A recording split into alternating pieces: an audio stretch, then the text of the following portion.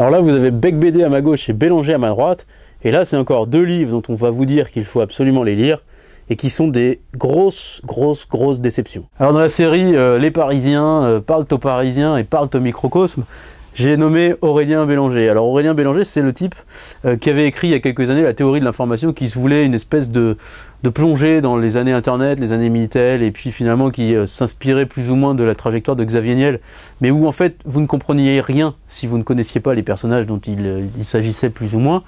Et il récidive là avec l'aménagement du territoire. Donc là il se positionne en France, dans une zone un peu sinistrée dans laquelle il y a une ligne à grande vitesse qui doit arriver.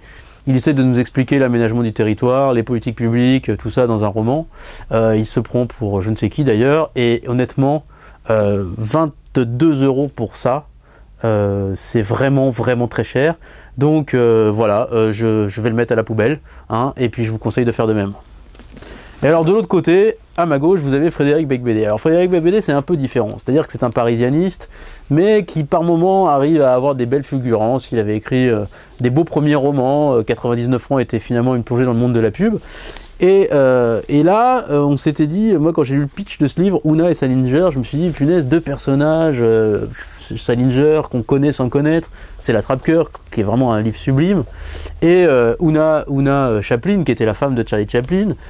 Bref, on se dit, ouais, deux super personnages, enfin Bec BD s'extrait de lui-même pour aller parler d'autres gens, et en fait, il a du mal à s'extraire de lui-même, il revient toujours à lui, toujours à ses propres névroses. Donc finalement, il ne s'efface pas devant ses personnages, et du coup, on adore quand il parle de ses personnages, mais on sort déçu du livre parce que finalement on ne les connaît pas, ces personnages, et on apprend comment Bec BD a demandé sa femme en mariage.